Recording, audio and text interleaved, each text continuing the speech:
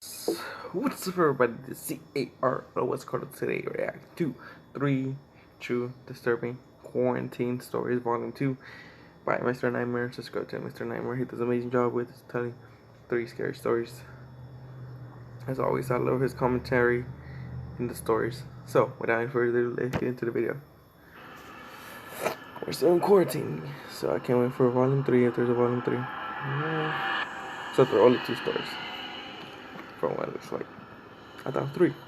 I thought 3 was 24 years old, still living with my mom and dad, along with my 2 younger siblings. My parents bought a new house in March, just around the time coronavirus really started to be taken seriously around me, and quarantining started. So we were in the unpacking and settling in phase during all this. My room is actually in the basement, which I don't mind. It's furthest away from my parents' room. It's technically just an extra room in the house, not really meant to be a bedroom, but we made it one. Plus, my parents figure I'm going to be moving out soon, so why give me one of the better rooms in the house? Damn. The basement in this house is huge. It's really cool, and I get to feel like it's kind of my own basement in a way because of my room.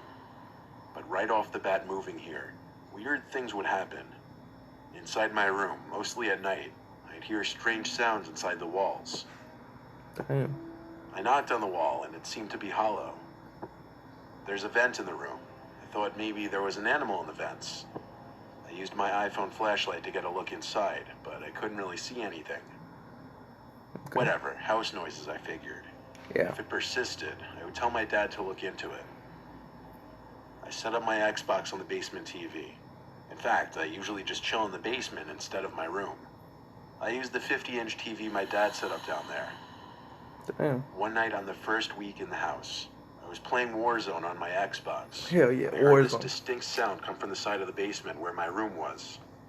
It was muffled by a wall, which led me to believe it came from my room. I went to quickly check inside my room, and it was empty. I hurried back to my game so that I wouldn't die. Hell no. But to best describe the noise I heard, it sounded like a heavy glass object being placed on a table or something. I figured it probably came from upstairs. Literally the next night, I woke to some weird, muffled thumps. Oh, I couldn't tell if it was above my room or to the side of my room. I took my phone again and went to the air vents, but once again, even with the light, I couldn't see anything in there. I was starting to worry a small animal might be in the vents or living inside the walls. I brought it to my dad's attention, who told me to let him know if it persisted, and he told me to try to record the sounds if possible. Did he? So a few nights later, I woke up at 4 in the morning feeling extremely thirsty. My trusty bedside water bottle was empty that night, so I had to go upstairs to get a refill. On my way back downstairs from the kitchen after refilling the bottle, I stopped mid-staircase in the dark, thinking I heard something from the basement. "Andy?" I said very quietly, wondering if my brother was hiding down there. I whipped out my phone to use the flashlight again as I finished my descent down the stairs. I had a quick look around the basement just for peace of mind, and when I found it was clear, I went back to my room to hit the hay. As I placed my water bottle on the ledge above my bed, something in my gut told me to just look at that little vent in the wall one more time. So I shined the light in that direction. Oh, it's freaking out. Even though it was only for like half a second, I knew what I saw. There was someone looking through the holes in the vent for just a brief moment. I knew it. I saw their eyes clear as day, but they moved away just as the light revealed them. What did I do? You probably hope I ran to the vent to get a look inside and see who was in there. But no, instead I screamed like a girl as I ran all the way back upstairs, yelling for my dad like a child. My whole family came down the stairs to my room. I brought them to the vent in my room and shined the light in it again. My dad took a look. Of course, there was no one in sight now. I'm not even lying when I say my mom and dad told me the cliche I was seeing things because I hadn't gotten enough sleep and I was tired. Damn. I didn't buy it. I wasn't sleeping there that night. I slept in the living room and locked the basement door that night.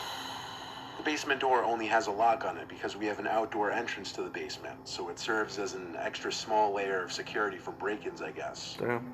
Well, the next day, when I went down to the basement, I made a shocking discovery. There was some kind of secret door in the wall that was left open. Oh. I immediately called my dad down, and we went inside of it together. There was a blanket on the floor of this little hidden room, along with a small wooden stool-like thing. And if you walk down this ever so tiny corridor, you'd come to the vent that peers into my room.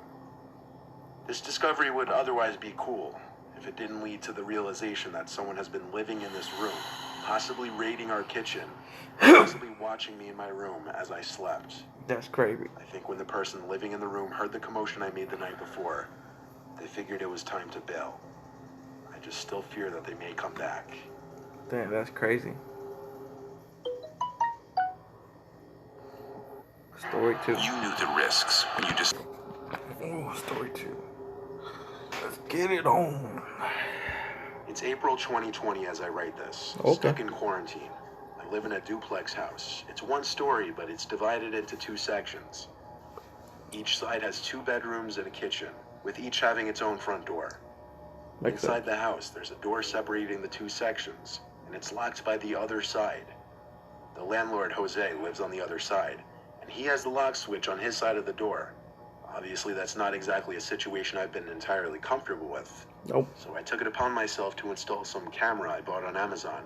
It connects to my phone to alert me when motion is detected. And I aimed it right at that door. But did I ever expect to actually get any kind of notification from that app? Nope. No. Yeah. That's why when I got a notification about movement on the camera, I freaked out. I opened the app and saw in the very laggy, low frame rate video that the door connecting the 2 sides of the house was open. I was literally sitting in my car in a parking lot, heart racing, waiting. A few minutes later, I saw Jose walking through the doorway, and a few seconds later, shutting the door behind him. I was supposed to go shopping, but instead I raced home to check my apartment. But as far as I could tell, nothing was touched. I didn't know whether to confront him or see if it persisted, but the curiosity just ate away at me that night. I knocked on his front door and told him about my camera, and that I knew he entered my apartment. He admitted it right away, but he had a reason. He said he smelt a burning smell that he thought was coming from my side of the house, and he knew I wasn't home, so he had to check if I left the oven on. Given that I couldn't find anything stolen, I had to just say, okay, thanks. I mean, realistically, it was a viable reason for him to come in, right? Yeah. Still, that night while I was in bed, I wasn't happy about him just coming into my side of the house. I mean, that's against the law, isn't it? Given that we're both always home now makes the situation a little more tense. A few days later, I was up really late on a Zoom call with my friends when I got that dreaded notification on my phone that there was movement. Again. I closed my laptop for like a second to go outside my room.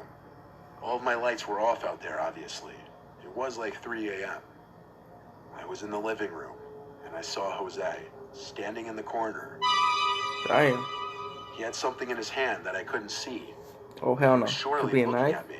A gun. I could only see him because the light from my bedroom came out to the living room slightly.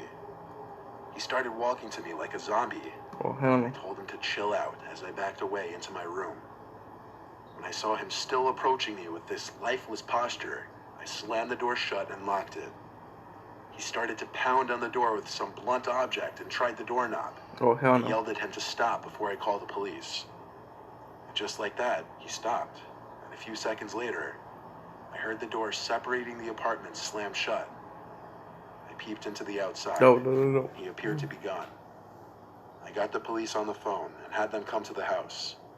We got Jose to come to my side of the house. He claimed he didn't remember a thing. And as the 4 of us watched the footage on my phone of him entering my side of the apartment, he had this look of fear and remorse.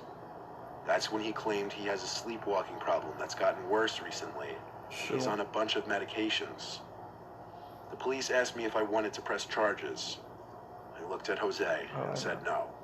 No. However, as soon as the police left, I barricaded that door with my dresser and started looking for new apartments. I haven't seen Jose since, and I'm not staying here much longer. I don't think I believe his sleepwalking story. It truly seemed he was trying to hurt me that night. Damn. Oh, okay, so story 3 gotta be anonymous. Quarantining and social distancing has had my friends and I going crazy. So to spice things up, we wanted to explore the abandoned farmhouse down the road. My friends Luke, Kyle, and I Luke drove us. It was only a 10-minute drive. We pulled up this hilly road onto this enclosed property where this once occupied farm sits. Most people in the area have passed by this place at least once and are aware of its abandonment. Breaking in was easy. They're We just quarantine. broke a window on the Arrest. ground level and hopped in through there. The place was so old we saw dust particles floating everywhere in the light beams from our flashlights.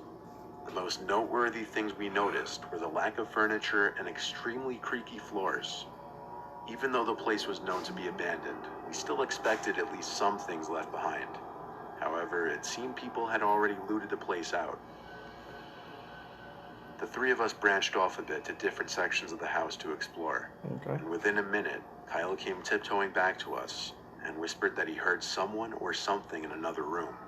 I whispered where, and he pointed. He refused to go over there, while Luke and I just quietly laughed, thinking he was either being a pussy or trying to freak us out. Not gonna lie, given the setting, that dark, quiet old farmhouse surrounded by woods in the dead of night, his claims did give me goosebumps. Luke and I still proceeded quietly to the room that he was pointing at. It was impossible not to make it at least a little creaking on those terrible rotting wood floorboards. Then we discovered that the little room contained a two-way staircase, one going upstairs, another going to the basement.